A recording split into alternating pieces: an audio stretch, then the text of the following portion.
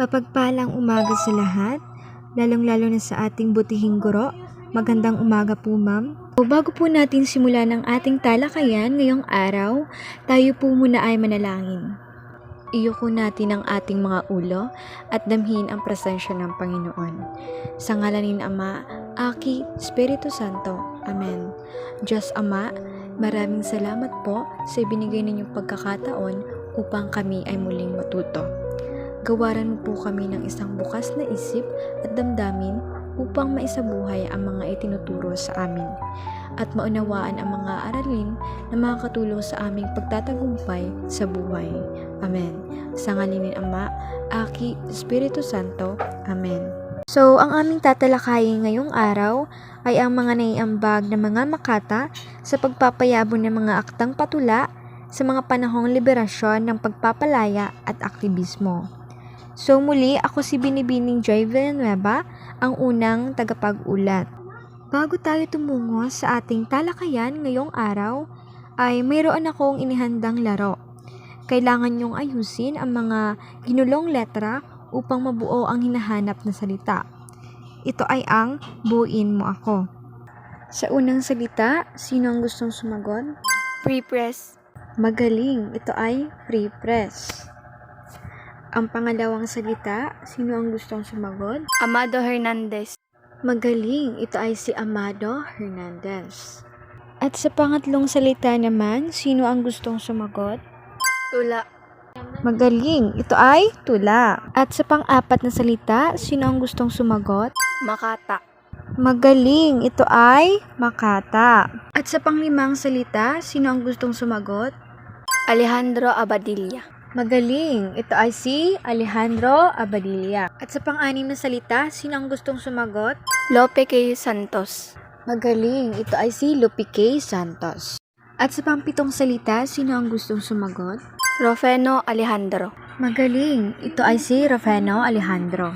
At sa pang-walong salita, sino ang gustong sumagot? Jose Villa Panganiban.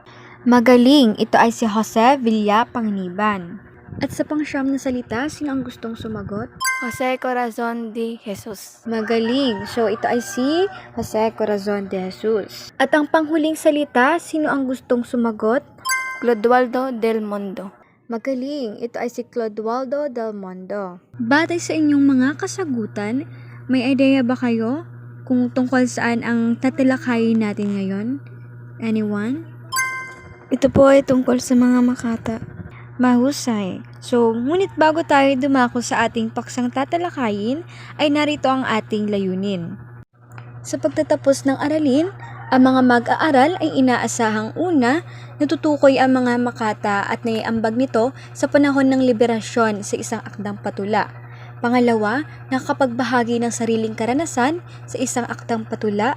At ang panghuli, nakakagawa ng sariling photo-essay na may kaugnayan sa mga niambag ng mga makata.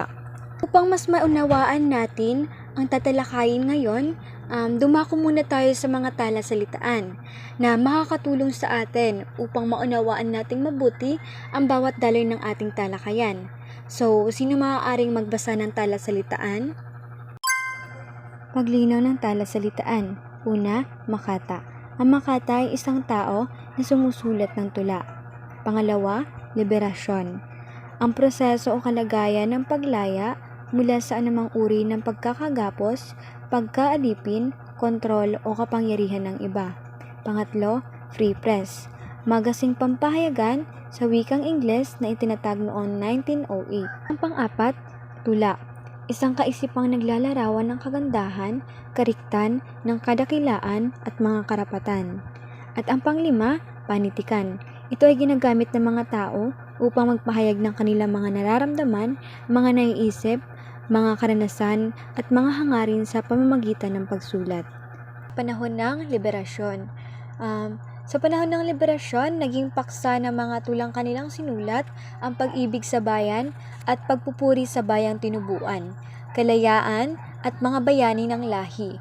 Ang isa sa mga makatang nakilala sa panahong ito ay si Jose Villa Panganiban. Si Jose Villa Panganiban na naging tanyag dahil sa kanyang mga kontribusyon sa panitikang Pilipino at sa pagpapalaganap ng wikang Tagalog. So ang kanyang mga akda ay nagpakita ng kahusayan sa wika at nagbibigay diin sa pagmamahal sa bayan at kulturang Pilipino. Mahalagang aspeto ng literaturang nilikha sa ilalim ng temang liberasyon. Nabuhay at nalatha muli sa panahong ito ang magazine Free Press at naisabay ring naglabasan ang mga pahayagang Ingles na Morning Sun ni Sergio Osmeña, Sr., Daily News ni Manuel A. Rosas, Manila Times at Daily Mirror ni Joaquin Rosas at Philippine Herald of Bulletin. Ang mga kabataang manunulat sa wikang Tagalog noong panahon ng mga Hapon ay nagsisulat na muli sa wikang Ingles. So, sa kabila ng ganitong pangyayari, ay nadagdagan din ang mga magazine na sulat sa wikang Tagalog.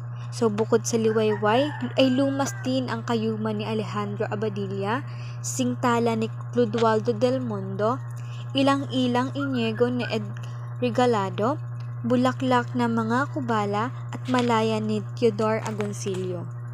Sa panahong ito, ang sambayan ng Pilipino ay nakadama ng kalayaan nang alisin sa pagkakawagayway ang bandilang Amerikano at iwagayway naman ang bandilang Pilipino noong ika-4 ng Hulyo 1949. Ang isa sa mga makatang nakilala, sabi ko nga kanina, ay si Jose Villapanganiban. Ang kanyang tulang Ang Bayan Ko'y Ito ay binigkas niya sa radyo nang ipinagdiwang ang unang taon ng ating pagsasarili. Panahong ito ay nagkaroon ng dalawang pangkat ng mga makata, ang makatang makaluma o konserbatibo at pangkat ng mga makabagong makata o mga kabataang makata. At ito po ay itatalakay ni Michelle Vivares. Yun lamang po at maraming salamat. Magandang araw sa lahat. Ako po si Binibining Vivares Michelle C. mula po sa BSE 3F po. So, ang tatalakayin ko naman po ngayon ay tungkol po sa mga makabago o kabataang makata. So, sa pangkat po ng mga makabago o kabataang makata ay napabilang po sina Jose Corazon de Jesus, Sergio H. Panganiban, Florentino Collientes, Emilio Mar Antonio, Fernando Monleon, Anchieta Silvestre, Amado V. Hernandez, Alejandro Abadilla, Clodoaldo del Mundo. So, sa panahon din ito po, maraming tula ang umusbong dito. Tulad na lamang ng Ang Bayan Ko'y Ito ni Jose Villapanganiban, Mutya ng Silangan ni Anchieta F. Silvestre, Ako'y Lahing Kayumanggi ni Anchieta F. Silvestre, Ako ang Daigdig ni Alejandro G. Abadilla, Sining ng Tula ni Teodoro Hiner, Alamat ng Pasig ni Fernando Monleon, Ang Panday ni Amado V. Hernandez, Pag-ibig ni Teodoro Hiner, Tatlong Inakay ni Ildefonso Santos. So, ngayon po, iisa-isahin po natin sila. So, samahan ninyo kong kilalanin kung sino sila at himay-himayin natin ang mga nagawa nilang tula. So, sa panahon ng liberasyon ng pagpapalaya at aktivismo, ang mga kinikilalang makata ay sina Anchieta Silvestre, Alejandro G. Abadilla, Amado V. Hernandez, Teodoro Hiner, Fernando Monleon, Sergio H. Panganiban at Ildefonso Santos. So, iisa-isahin din po natin ang mga naiambag nilang tula sa panahong ito. So, unahin na po natin si Anchieta Silvestre. Sino nga ba si Anchieta Silvestre? So, siya ay kinikilalang pambansang makata. So, si Anchieta Silvestre ay maraming naipanalo. So, isa na dyan ang naipanalo niya ang dalawang tula na Ako'y Lahing Kayumanggi at Mutya ng Silangan. So, kabilang siya sa makabagong makata. Ang kanyang mga tula na natipon sa Katipunang Kalikasan ay pinagpangkat-pangkat sa 8. So, yan ang Malaya, maalindog, larawang buhay, pintig ng pag-ibig, tatag ng pananalig, pag-asa. So, ang mutya ng silangan ay isang Pilipinong awiting bayan na naglalarawan sa ganda ng isang babae. So, ang mutya ay nangangahulugang perlas o hiyas. So, habang ang silangan ay tumutukoy sa silangang bahagi ng Pilipinas. Ang kanta ay nagbibigay puri sa kagandahan ng isang babae na parang perlas ng silangan.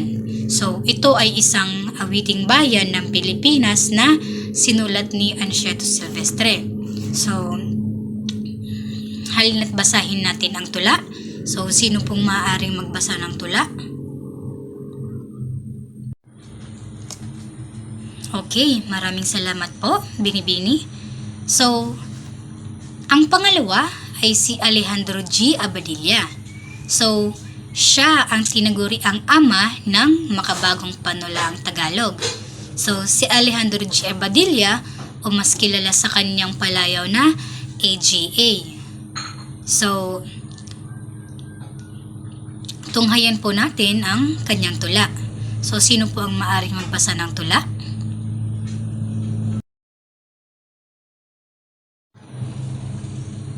Okay, maraming salamat po. So, sa kanyang tulang Ako ang Daigdig, so pinapahiwatig dito na ang tao ay hindi hiwalay sa kalikasan. So, meaning, magkakonekta po sila. So, dito, binabahagi na isang, kumaga bahagi sila ng malaking sistema. So, nagbibigay diin ito sa pagpapahalaga sa buhay, kalikasan, at pagkakakilanlan. So, yun po ang tula ni Alejandro G. Abadilla, yan ang kanyang naiambag na Ako ang Daigdig. So, maraming salamat po. So, sunod po ay si Amado V. Hernandez. So, si Amado V. Hernandez po ang boses ng mga manggagawa. So, tinatawag din po siyang ka-amado. So, binibigyan niya pong boses ang mga manggagawa sa pamamagitan po ng kanyang mga akda. So, nabibigyan niyang pansin ang bawat hinaing ng mga magsasaka. So, isa na nga po dyan ang tula niyang Ang Panday. So, maaari mo po bang basahin Binibini Seco? So, maraming salamat po. So, ang tulang ito ay naglalarawan sa buhay ng mga manggagawa at magsasaka. So, yun po yung mga umusbong na tula sa panahong ito. So, patungkol po ang mga tula na ginawa niya tungkol sa pagkakaisa ng mga manggagawa, pakikibaka sa kolonyalismo, hustisya at kalayaan, at ang panghuli, ang kahirapan at pag-asa. So, sunod po, pang-apat, ay si Teodoro Hiner. So, nagtamo siya ng 10 gantimpala sa pagsusulat ng mga tula. So, si Teodoro Hiner po ay marami din po siya naiambag ng mga tula sa panahong ito. So, isa na nga po dyan ang tulang Pag-ibig. So, basahin natin ang tulang Pag-ibig. So, umiibig ako at ang iniibig ay hindi ang dilag na kaakit-akit. Pagkat kung talagang ganda, kung ganda lang ang nais, hindi ba't nariyan ang nangungungong langit? Lumiliyag ako at ang nililiyag ay hindi ang yamang pagkarilag-rilag. Pagkat kundi totoong perlas lang ang hangad. Hindi ba't masisisid ang pusod ng dagat? Umiibig ako't sumisintang tunay. Hindi sa ganda't, hindi sa ginto ni yaman. Ako'y umiibig sapagkat may buhay, na di nagtitikim ng kaligayahan. Ang kaligayahan ay wala sa langit. Wala rin sa dagat ng liwanag, tubig. Ang kaligayahay nasa iyong dibdib na inaawit ng aking pag-ibig. So, ang tulang pag-ibig ni Teodoro Hiner ay isang kilalang tula sa panitikan ng Pilipinas. So, ito ay naglalarawan sa malalim na emosyon ng pag-ibig. So, pagmamahal at pagtanggap. So, binibigyan din nito ang kahalagahan ng pagmamahalan sa isa't isa or sa nagmamahalan. So, kung saan, ayon sa huling saknong, yung sa binasa ko nga na, ang kaligayahan ay wala sa langit, wala rin sa dagat ng liwanag ng tubig. So, ang kaligayahan raw ay nasa iyong dibdib na inaawit ng aking pag-ibig. So, masidhing damdamin o pagmamahalang isinasado ipinaparating sa tula. So, para po sa tatlo pang kinikilalang makata, akin pong tinatawagan si Binibining Chris Joy upang ipagpatuloy ang natitirang bahagi. So, maraming salamat po sa inyong buong pakikilahok at pakikinig sa akin. Magandang araw sa inyong lahat. Ako si Maria Cristi Villaflor mula sa DSE 3D. Ngayon, dadako na tayo sa makaluma o konserbatibo. Narito ang ilan sa mga makaluma o konserbatibong manunulat at makata sa panitikang Pilipino. Una ay si Lope K. Santos. Siya ay kilala bilang ama ng balarilang Pilipino. Siya ang nagsulong ng makabagong gramatika sa wikang Tagalog. Ang kanyang nobelang Banag at Sikat ay isang mahalagang akda na nagtatampok ng mga ideyang sosyalismo at masidhing pagmamahal sa bayan. Sunod ay si Ildefonso Santos. Si Ildefonso Santos naman ay isa sa mga tanyag na makatang Tagalog na sumulat ng mga tulang liriko. Kilala siya sa kanyang mga tula tulad ng Ako'y Wika, na nagbibigay diin sa halaga ng sariling wika sa pagkakakilanlan ng isang lahi. Sunod ay si Rufino Alejandro, isang kilalang manunulat, editor at makata. Ang kanyang mga gawa ay karaniwang tumatalakay sa mga konserbatibong tema tulad ng pagmamahal sa bayan at pamilya. Ang apat ay si Teodoro Agoncillo. Higit na tanyag bilang isang mananalaysay, ngunit siya rin ay nagsulat ng mga akdang nagpapakita ng makalumang pananaw sa kasaysayan at kulturang Pilipino na may malalim na damdaming makabayan. Ikalima ay si Teodoro Hiner o Teodoro Giner, isang makata at manunulat na may makalumang estilo na kadalasang tumutukoy sa mga tradisyonal na halaga, kultura at moralidad ng Pilipino. Sunod ay si Inigo Ed Regalado, kilala sa kanyang romantikong panitikan at mga nobelang Tagalog tulad ng Sampagitang Walang Bango. Ang kanyang mga sulatin ay nagpapakita ng konserbatibong pananaw sa pag-ibig at relasyon. Ikapito ay si Pedro Gatmaitan, isang tanyag na makata sa makalumang panulaan. Ang kanyang mga tula ay kadalasang may malalim na pagninilay tungkol sa buhay, relihiyon at tradisyonal na moralidad. At ang pinakahuli ay si Jose Villapanganiban, isa sa mga pangunahing tagapagsulong ng wikang Filipino. Siya ang sumulat ng mga aklat, pangwika at panitikan. Ang kanyang mga akda ay nagpapakita ng masugid na pagpapanatili ng mga konserbatibong pananaw sa wika at kultura. Sila ay nag-ambag sa paghubog ng makabayang diwa sa pamamagitan ng makalumang estilo ng pagsusulat at paksa. Ngayon ay magpapatuloy tayo sa mga kinikilalang makata ng panahon. Sunod ay si Fernando Monleon. Siya ay isang kilalang makabagong makata sa panitikan ng Pilipinas. Siya ay nakilala sa larangan ng panulaan dahil sa kanyang makapangyarihang paggamit ng wika at malikhain niyang pagpapahayag ng mga ideya sa anyong tula.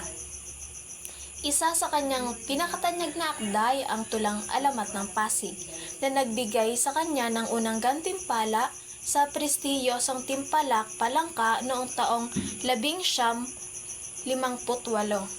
Ang alamat ng Pasig ay sumasalamin sa kasaysayan, kultura at alamat ng Pasig, gamit ang malikhaing pagsasalaysay upang magbigay pugay sa kahalagahan ng lugar na ito sa kasaysayan ng bansa. Ang tagumpay na ito ay nagdala ng pagkilala kay Monleon bilang isang mahalagang bahagi ng makabagong panitikang Pilipino. Naging inspirasyon siya para sa iba pang Makata na magpatuloy sa pagsulat ng mga akdang sumasalamin sa ating identidad bilang mga Pilipino. Sunod naman ay si Sergio H. Panganiban. Isa siyang kilalang Makata at manunulat sa panitikang Pilipino. Kasama siya sa Samahang Ilaw at Panitik, isang tanyag na grupo ng mga manunulat noong kanyang panahon, kung saan kabilang din sina Teodoro Giner, Deogracias Rosario at Jose Corazon de Jesus. Ang tulang 3 o'clock in the morning ni Sergio H. Panganiban ay isa sa mga akdang nagpapakita ng kanyang pagsubok sa malayang taludturan. Isang estilo ng pagtula na hindi sumusunod sa mahigpit na sukat at tugma. Bagamat hindi ganap na tradisyonal, nananatili ang makataong damdamin at lalim ng emosyon sa kanyang akda. Sa pamagat pa lamang, ang 3 o'clock in the morning ay nagpapahiwatig ng isang tiyak na oras na karaniwang iniuugnay sa kalungkutan, pagmumuni-muni o mga malalim na pag-iisip. Ang ganitong oras ay tahimik at madilim na nagbibigay ng angkop na tagpo para sa pagninilay tungkol sa buhay, pag-ibig o pagkabagabag ng damdamin. Maaaring ang tula ay tumatalakay sa mga sandali ng pagkabahala o pag-iisa, kung kailan ang kaluluwa ng tao ay muling humaharap sa mga tanong o damdaming hindi madaling maibulalas. Ipinapakita nito ang kakayahan ni Panganiban na damahin ang universal na karanasan ng tao, ang pagtahimik ng paligid habang nananatiling gising ang puso at isipan. Bagamat hindi malinaw ang buong nilalaman ng tula sa kasalukuyan, ang 3 o'clock in the morning ay simbolo ng paglipat ni Panganiban mula sa tradisyonal patungo sa makabago. Nagpapamalas ng pagiging bukas niya sa iba't ibang anyo ng sining at panitikan. Sunod ay si Ildefonso Santos, isa sa mga kinikilalang Makata sa panitikang Pilipino na nagbigay diin sa kagandahan ng kalikasan sa kanyang mga tula. Kilala siya sa paggamit ng simpleng estilo ng pagsusulat, kung saan ang kanyang mga tula ay madaling maunawaan, ngunit taglay ang lalim ng damdamin at makabulahang diwa. Ang pagiging masining ni Santos ay nakikita sa kanyang kakayahang magpinta ng mga imahe ng kalikasan sa isipan ng mambabasa. Ang kanyang mga tula ay naglalarawan ng pagmamahal at paggalang sa kalikasan, at nagpapahayag din ng masining damdamin ng tao kaugnay nito, tulad ng pagpapahalaga, pagkamangha at pagkalinga. Bagamat simple ang anyo ng kanyang mga tula, ang mga tema nito ay nag-iiwan ng malalim na impresyon, lalo na sa mga taong may pagmamalasakit sa kapaligiran. Ang kanyang kontribusyon sa panitikan ay nagpapaalala sa atin ng kahalagahan ng kalikasan bilang inspirasyon sa sining at buhay ng tao. Ang Goryon na isang tanyag na tula na isinulat ni Ildefonso Santos. Isa itong allegorical na akda na gumagamit ng goryon or saranggola bilang simbolo ng mga pangarap, buhay at ugnayan ng magulang at anak. Sa tula, ang paggawa at pagpapalipad ng goryon ay inihahalin tulad sa pagpapalaki ng anak at sa paghubog sa kanilang mga pangarap. Ang goryon ay nangangailangan ng maingat na pagkakagawa upang ito'y makalipad ng maayos, na tulad din ng pag-aaruga at paggabay na kailangang ibigay ng mga magulang sa kanilang mga anak. Simple ngunit puno ng diwa ang tula. Katulad ng karaniwang estilo ni Ildefonso Santos, ang kanyang mga salita ay madaling maunawaan ngunit may malalim na kahulugan, na tumutugma sa kanyang layunin na pukawin ang damdamin ng mambabasa habang pinapahalagahan ang mga simpleng bagay sa buhay. Muli, ako po si Binibining Joy Villanueva, nagmula sa BSE 3F. Para sa huling gawain, ito ay pinamagatang Will Ko, Sagot Mo. Panuto, paikutin ang gulong at hintayin kung sino sa mga makata ang matutukoy. Pagkatapos, sagutin ang tanong na may kaugnayan sa kanyang buhay o mga akda. So, paikutin na po natin yung wheel.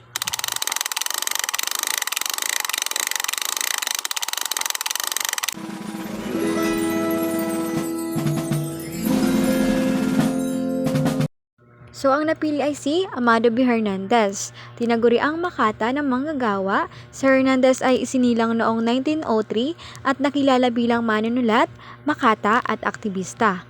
Ang kanyang nobelang Luha ng Buwaya ay naglalahad ng mga isyu sa lipunan, habang ang kanyang mga tula-tulad ng Isang Dipang Langit ay patungkol sa kanyang karanasan sa bilangguan at pakikibaka para sa modernismo. So next, tingnan natin kung sinong makata ang mapipili.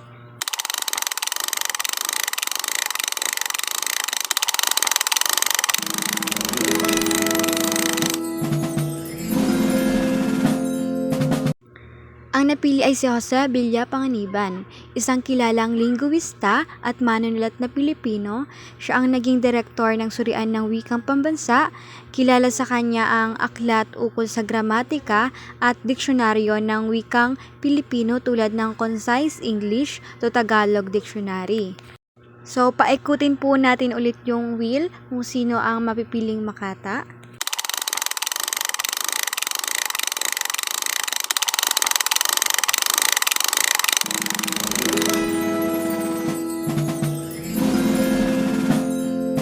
Ang napili ay si Jose Corazon de Jesus, mas kilala bilang Joseng Batuti.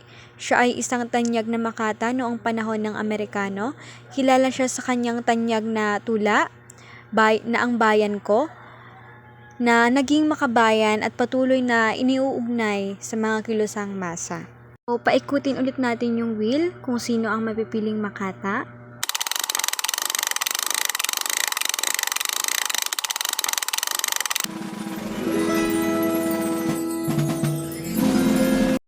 Ang napili ay si Alejandro G. Abadilla, tinaguri ang ama ng makabagong panulaang Pilipino. Si Abadilla ay isang makata, manunulat at editor. Ang kanyang tanyag na tula na Ako ang Daigdig ay isang halimbawa ng modernismo sa panulaang Pilipino na sumasalungat sa tradisyonal na anyo ng tula.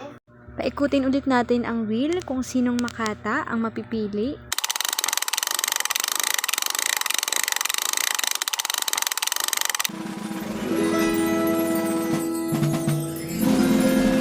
So, ang napili ay si Aniceto F. Silvestre, isa sa mga kilalang manunulat noong panahon ng pananakop ng Amerikano. Si Silvestre ay naging contributor sa larangan ng panitikan. Kabilang siya sa mga manunulat na tumulong sa paglinang ng panitikang Tagalog, ngunit hindi masyadong popular ang kanyang mga akta. So, yun lamang po ang Will Ko, Sagot Mo. So, sana po may natutunan po kayo sa aming tinalakay. Maraming salamat po. Maraming salamat po sa inyong pakikinig. At dahil natapos na natin ang paksa, ngayon, batid kong marami kayong napulot na kaalaman mula sa aming tinalakay. May katanungan pa ba kayo? Paglilinaw o idaragdag? Kung wala na po, ngayon ay aming aalamin kung talaga bang nakinig kayo sa aming tinalakay. Mayroon kami ditong inihandang mga gabay na tanong upang sukatin kung talagang nakinig at naintindihan ninyo. So, simulan na natin. Para sa unang bilang, ano ang pangunahing tema o mensahe ng mga tula na isinulat sa panahon ng liberasyon? So, sino po ang nais sumagot? Sige po, Ginoo.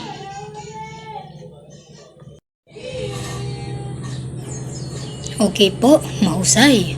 So, ang pangunahing tema o mensahe ng mga tula sa panahon ng liberasyon ay ang pag-ibig, pag-asa, pagkakaisa, paglalaban, hustisya at kahirapan po. So, maraming salamat po. So, dumako na po tayo sa pangalawa. Paano naiiba ang mga estilo ng pagsulat ng mga makata sa panahon ng liberasyon kumpara sa mga makata bago o pagkatapos nito? So, maaari mo bang sagutin, Binibini?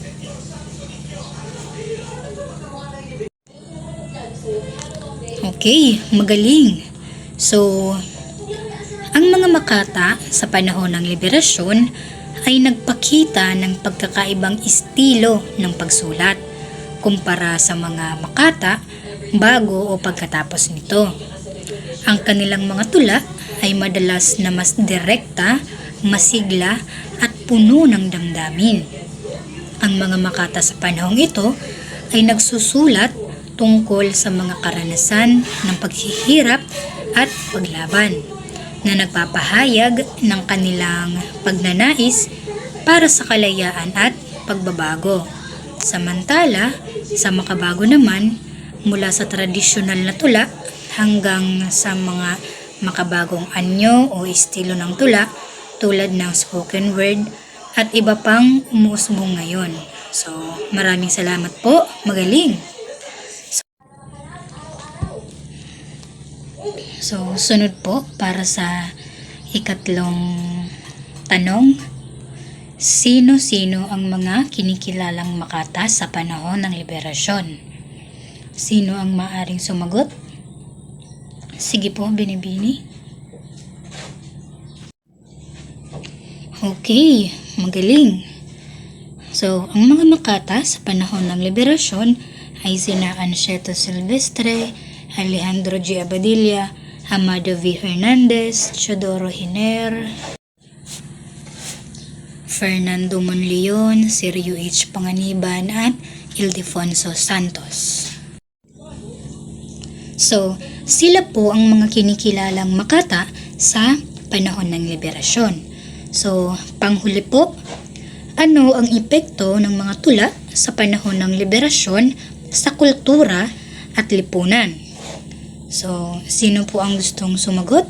Sige po, Binibini Niebres. Okay, maraming salamat, Binibini. Napakahusay. So, ang mga tula sa panahon ng liberasyon ay nagkaroon ng malaking epekto sa kultura at lipunan ng Pilipinas. Nagsilbi itong boses ng mga Pilipino na nagnanais ng kalayaan at pagbabago. Halimbawa na lamang ang mga tula ni Amado Hernandez, di ba po? At nakatulong itong magbigay ng inspirasyon at lakas ng loob sa mga mamamayan. So, maraming salamat po. Talagang nakinig kayo. So, ngayon, masaya akong may natutunan na kayo sa aming tinalakay.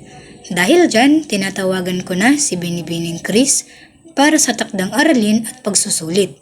Maraming salamat po. Para sa inyong takdang aralin, gumawa ng photo essay na may kaugnayan sa mga naiambag ng mga makata sa panahon ng liberasyon o pagpapalaya.